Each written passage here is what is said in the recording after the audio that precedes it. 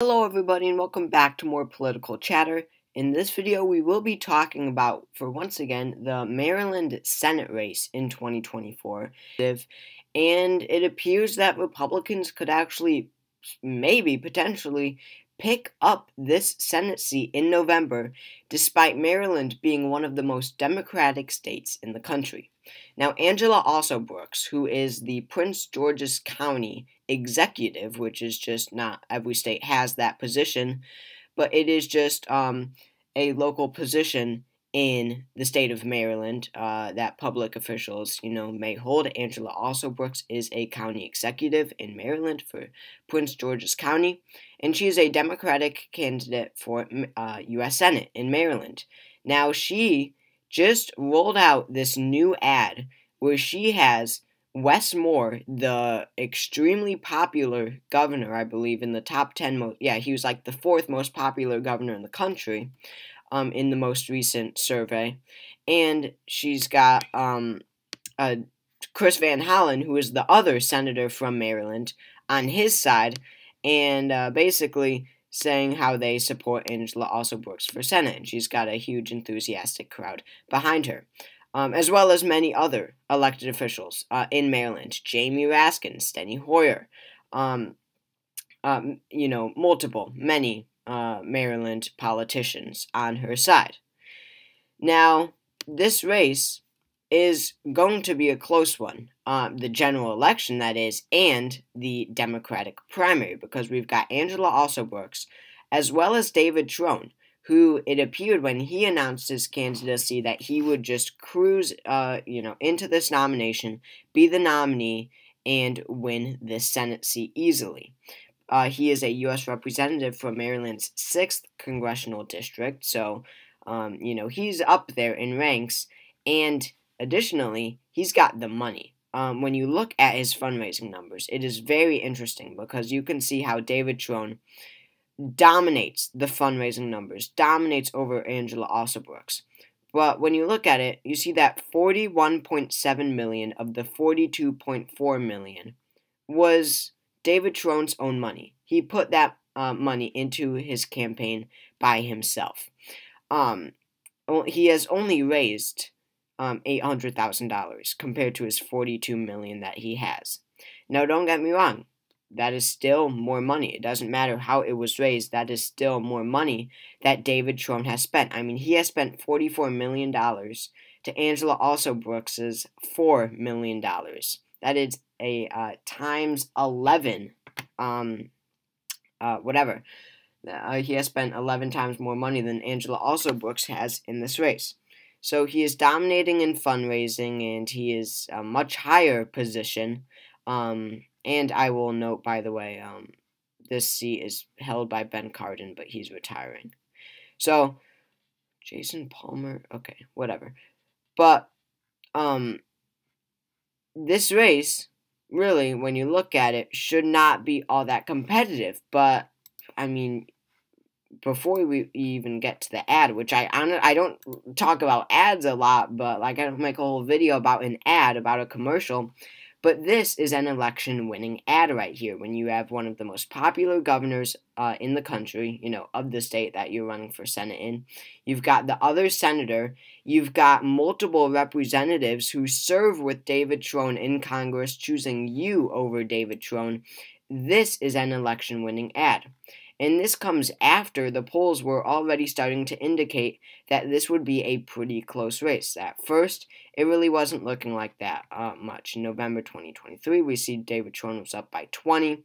He's up by 7% here. He's up by 9% here. But now you see the more recent polls. You see these do not show that much of a close race. But the vast majority of the recent polls that we are seeing do show that it is going to be a close race, especially this one poll from this organization that shows David Trone up by only 3%. But the fact of the matter is, David Trone was favored, right, for a while. But I think that with every day that passes, Angela Alsobrooks is getting closer to the nomination. But I do want to talk about this ad because this was running on the state news, on the local television, on the news in the state of Maryland. And as I was saying before, I genuinely think that this is an election-winning ad. I mean, this ad could just cook David Trone. I mean, look, you've got all of these names, figures in this ad. Wes Moore, Chris Van Hollen, whoever this guy is. Jamie Raskin, very well-known figure nationally. Brooke Lierman, who is in Maryland politics. The Maryland House of Representatives Speaker endorsed her. Even the Lieutenant Governor endorsed her. So everyone is on Team Angela Alsobrooks, and this ad just exemplifies that. I mean, stunningly. I mean, this is a top-tier ad. You really can't get much better for an ad than this. I mean, it is almost impossible to get quite better than that. So, this race I do think will be very, very narrow. This primary, I should say. But it matters so much for the general election because polls are indicating this too. And just common sense does, really. Just typical political analysis. But I don't think that Angela Alsobrooks is a very strong candidate for the general election. Now, I'll mind you, I think that Alsobrooks and Trone would both be favored over the Republican. And the Republican is not just any Republican. It's Larry Hogan, who was the governor of Maryland for quite a few terms. In 2018, this is 2018, the famous blue wave year when Trump was president and Democrats crushed Republicans nationwide, right? Ohio. This is governor races, but I mean, whatever. But Maryland went Republican by 11.8%. Larry Hogan won as a moderate Republican in the state of Maryland in 2018. 2018. That is stunning. Looking at 2014. This was when Larry Hogan won his first term. He won it by 3.8%. So Larry Hogan is a moderate Republican, and he is electable, right? That is the point. He is a unifying, moderate centrist, common sense type of guy who happens to be a Republican, but has shown time and time again that he can win races. So this one is going to be competitive. I think it's going to be a lot more competitive than people think. But looking at Larry Hogan's electoral record and looking at really, especially the weakness if Angela Alsobrooks is nominated. I mean, let's just look at polls for a moment here. You can see in Alsobrooks versus Hogan, Larry Hogan leads every single poll, and not by some small amount. He leads by a lot. This is a 36 to 54% margin. That is an 18% lead for Larry Hogan in Maryland. This would be a flip for Republicans. This would guarantee that they win Senate control. He leads by 4% here. He leads by 14% here. He leads by 7% here. He leads in this Republican pollster, I'll mind you. But he leads by 23 percentage points. 23.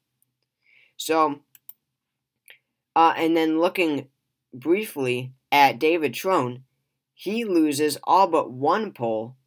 But, I mean, let's just look at this last poll here from the same exact pollster. 6 to 42. An 8% margin. Sorry, 6% margin. And you see that David Trone beats of 2023. So Angela Alsobrooks is going to be much more well-known now. But she lost by 6. In this same poll, David Trone wins by what? 15%.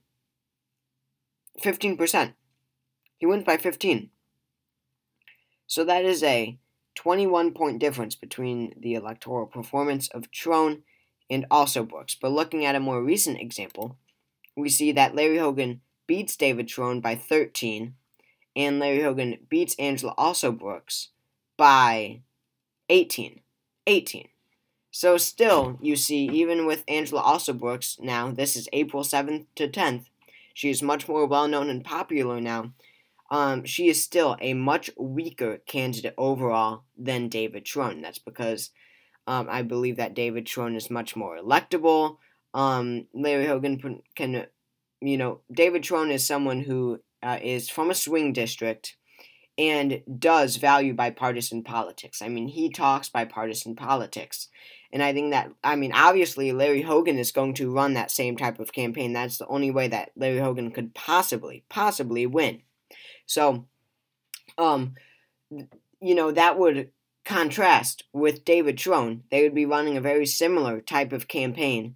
While, meanwhile, if Larry Hogan was up against Angela Alsobrooks, I think that Hogan's message of unity and bipartisan would really be able to shine through and, be highlighted more, spotlighted more, as Angela Alsobrooks is much more progressive, much more liberal than David Trone is. So, this new ad is rolling out. I think that it's going to be a very close Democratic primary. I would, in all honesty, say that Angela Alsobrooks is favored. If I had to put money on it now, I'd say that Angela Alsobrooks wins this primary whenever it's being held. I don't know. Let me just check on that real quick. Let's see. Okay, I don't know. I don't even know. Yeah, whatever. I can't find it. But yeah, I'd say that Angela Alsobrooks will be the nominee as for now. But I would caution, people always in these Senate and gubernatorial and House races, or not gubernatorial, but it's happened multiple times in federal elections where people get way too excited that there's a potential flip in a deeply red or blue state when it's all hype and it doesn't even translate into actual votes. I mean, just looking at 2020, the Senate race in Montana in 2020, we see Steve Daines was able to win re-election over the governor, Steve Bullock, who is extremely popular, and it wasn't even that close, right? He won by 10%, which is a very, very healthy margin, considering just how popular Steve Bullock was, even though he was a Democrat. I mean, just like Larry Hogan was a Republican governor in a deep blue state like Maryland, Steve Bullock was a Democratic governor in a deep red state like Montana.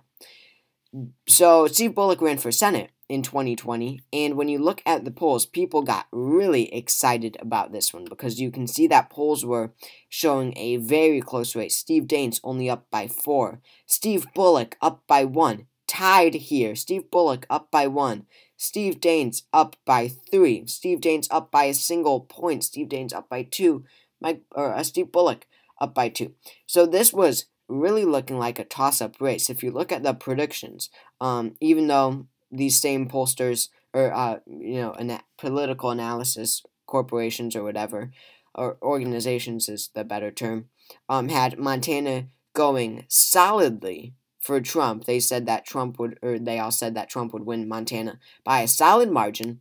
You can see that 4 of them had it toss up, and 5 of them only had it leaning R. But in the end, these polls were dead wrong, and Steve Daines won by 10. So the point is, voters are much more bipartisan when it comes to gubernatorial elections than they are to federal elections. That is just how election after election after election works. That is the same in every single state. It is apparent, and we see it in every single state. That's just how it works. So, someone like Larry Hogan, even though he leads in polls right now, just how Steve Bullock was doing very well in polls also in 2020 in the Senate race. Despite that, I don't know if it will translate to votes in November, especially, and this matters a lot, and it mattered a lot in the Montana election in 2020. What matters is that the presidential ballot, or the presidential choice, I should say, is being held on the same ballot. That Senate race, people will be voting in that Senate race on the ballot right next to the presidential ballot.